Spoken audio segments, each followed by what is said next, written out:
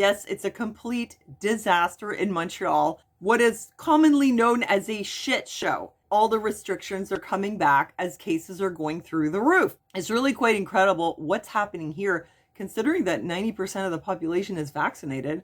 I don't know how this could even be happening, but it is. Before I start, I just want to say thanks for liking the video and thank you for your support on Patreon. That keeps my channel going. I also want to let you know that I have the pouches. You guys know about these pouches, a purifier pouch. This eliminates odors by removing viruses, bacteria, fungus, and mold. It can eliminate odors from your house, your car, or this is what I was doing with it today, which is what reminded me to remind you that I still have them. I have here like a bag of these cute stuffed animals that we don't need them anymore. They're in great shape. I'm trying to sell them online on Marketplace, but I want to make sure they're really, really clean before I send them to someone else. And I want to make sure they smell really good. So what I do is I put them all in a bag, and then I just put one of these in the bag, close it up, and in just a few hours, they smell completely clean. Looks cute, looks clean. Smells like an airport. It's amazing. So this way I can mail out the stuffies safely, knowing that they smell good and they have no germs on them. So if you're interested, please check out the link below. You still get a discount when you use the link. And I also have these water purification tabs. One of these will purify 10 gallons of water. So check out the link below for more info. I remember at the start of the summer, everybody was so excited that they were getting their shots. C'est quel vaccin que t'as pris, Ginette? Moi, c'est le vaccin barbecue. Moi, j'ai pris le vaccin cinéma. There was even a little song on the radio. C'est l'été, on est arrivé, on est vacciné. Well, now it's winter. So the fun is over. I'm going to try to give you the rundown. I mean, it's really crazy and it just happens so fast. At the beginning of the month, they're telling us, Merry Christmas. You can maybe have 20 people over. I had a feeling this was not going to happen. And within 3 days of telling us that, it was like, actually, no, sorry. We're not sure that we can give you permission. A couple days after that, it was, no, definitely not 20 people. And we were already starting to get the feeling that this is not going to be good. As we saw the case counts going up every day, we were thinking, man, not only are we not going to have 20 people in our house, we're probably going to have no people and be back on lockdown with a curfew. Good evening. A month ago in Quebec, we were reporting about 700 new cases of COVID a day. A month later, the province is reporting over 5,000 daily cases. Good evening. You can tell she's getting tired of it. We started to hit 4,000, 5,000 cases a day. Breaking infection records. How? I don't know. How did this happen? Oh my God. Leaky faucet. That's it. A high of 6,361 cases on the 21st of December. That was 2 days ago. And today it was reported that yesterday's tally was over 9,000. The highest that we have ever had since this whole thing started. And look at the positivity rate. And apparently in Montreal, it's 18 to 20%, which means that 1 in 5 of those people up at the testing site have the COVID. Even our mayor has the COVID. The mayor of Montreal today declared a state of emergency. And this, as Valerie Plante herself is battling the virus. Angela McKenzie reports. So unfortunately, because of this shit show, right away, we're talking about business closures again, restaurants, gyms affected the most as usual, possibly even the return of the curfew, the dreaded curfew. And what's particularly scary about this new wave, where now 90% of the cases in Montreal are Omicron, what's very scary is that the symptoms are different. The top 5 symptoms for Omicron include runny nose, headache, fatigue, sneezing, and sore throat. Symptoms of fever, cough, and loss of smell are less common. Only 50% of people with Omicron have the classic symptoms. They also have loss of appetite as well as brain fog. So you could see how that would be scary. People walking around with Omicron thinking that they just have the common cold. They could be super spreaders and not even realize it. Well, once people realized that the symptoms were almost identical to the common cold for many people, they figured the best thing to do was to go get tested. And so many people went to get tested that the testing centers were overwhelmed. This is a line at a testing center in the West Island at like 7 in the morning. You can wait for 3, 4, 5 hours easily. If you're trying to get an appointment, you could wait 10 days or longer. If you've developed symptoms and live in Montreal, you could be waiting until next year to get a PCR test. And then you also have to wait a really long time for your test results. By the time you get your results, they're kind of too old to really be valid. So our government decided to gift us free rapid COVID tests. All you have to do is go pick them up at the pharmacy. The only problem was, well, we've had a lot of problems. People had to reserve these tests online on the pharmacy websites, but it took hours just to be able to get in there to reserve your test. Some people had to wait up to 11 hours to access the page where they could reserve a test. So many people were trying to get the test that it crashed the pharmacy websites. Actually even crashed the ones where they weren't offering the tests. Once that started to get underway and people reserved the tests, the lineups that we had at the testing centers just kind of moved over to the pharmacies. So basically all the COVID people are now in the pharmacy. So now our government is telling us, better you maybe just don't get a test. Don't get tested for no reason. At least have some symptoms. When you go up to the testing site and you go into that trailer, you're in there with all the COVID people. And even going to the pharmacy these days, it's dangerous because all the COVID people are in there too. So you might not have COVID when you go get tested, but you might come out with it. Tons and tons of hospital workers are getting infected, which is weird because, they're all vaccinated. So, I don't want to say anything bad about the vaccine, but apparently 1,200 healthcare workers have been infected by COVID-19 and 32 hospitals are having outbreaks. Since so many healthcare workers were testing positive, which was going to lead to an even more severe shortage of staff, they decided that maybe what they should do was just send the infected employees to work.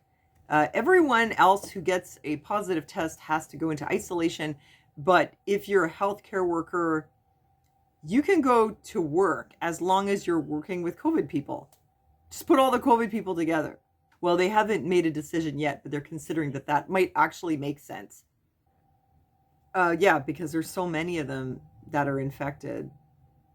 As it so happens, 97% vaccination rate, but anyway, still so many of them infected that what are you going to do? You can't have them all out in quarantine because everything's going to collapse. The hospitals are at like 200% capacity in their emergency rooms. So desperate times call for desperate measures. Unfortunately, Quebec is tightening restrictions for the holidays. So rather than 20 people, you can still have 10, except that after Boxing Day, you can only have 6 people or 2 families. So there's a lot of confusion about whether this means you can have 6 people from different addresses, or does that mean 6 people including your own household? And what if you have people from 2 different addresses, but what if one of them is like 12 people who live at the same address? Can you still have them over? But in any case, whatever this is, it only goes into effect after Christmas, on Boxing Day, when the wave may have already hit its peak. And I guess that'll make them look good. So everyone was just kind of waiting to see what kind of a bomb is the government going to drop on us, so to speak. A bomb of new restrictions. They've surprisingly gone kind of easy on us, considering what they usually do. I think the restaurants are half capacity. The gyms had to close. People were thinking it was going to be really bad, that they were going to close all the non-essential businesses, like all the retail, except for the very basic, but they haven't done that. They did make the vaccine passport a requirement to enter churches.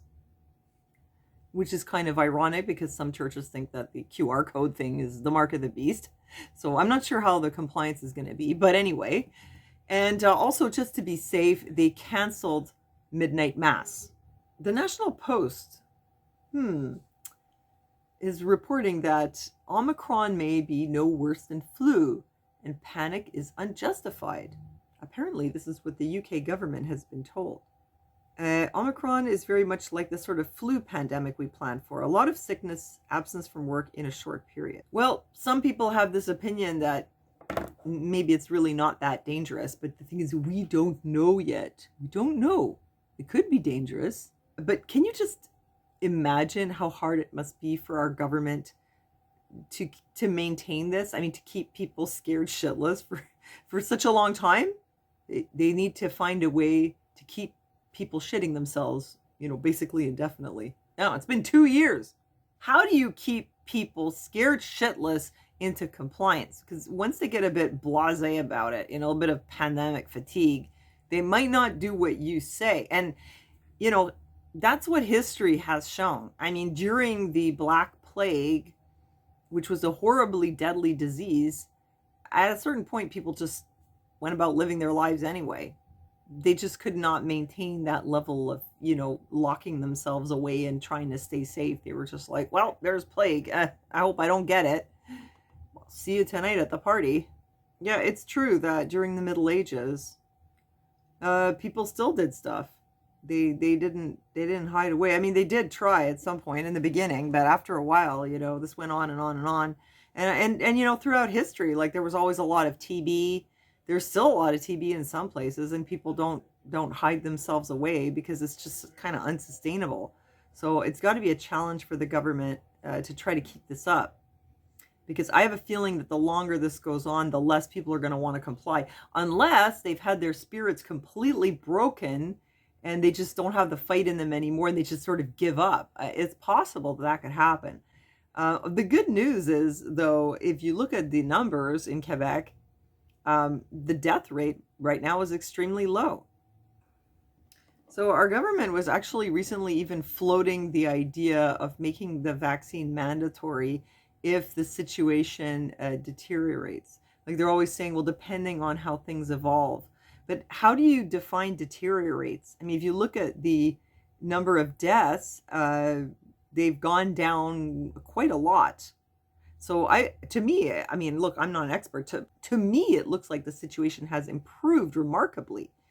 So, how good do you want it to get? Are you aiming for COVID zero?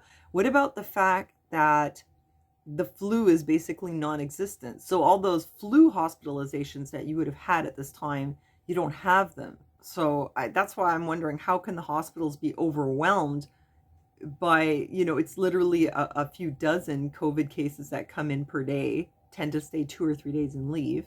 How can that be overwhelming them when at the same time they don't have all those flu cases, Yes, how do you define the situation as improving or deteriorating? Are you just looking at the number of cases, or are you looking at the bigger picture of, the severity of the disease?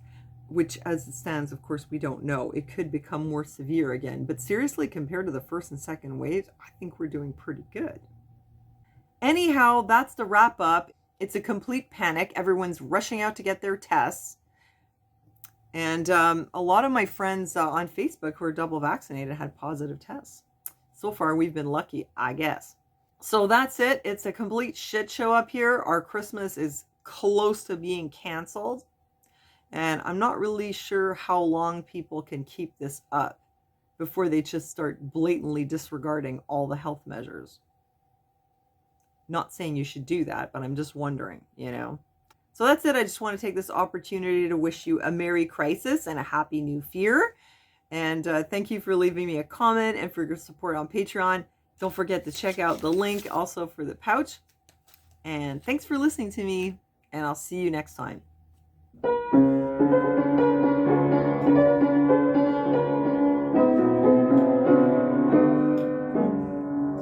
We wish you a Merry Crisis.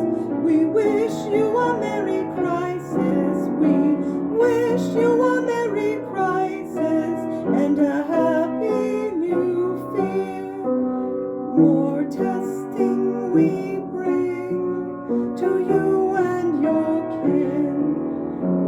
testing for Christmas and a happy new year. No, it's the COVID.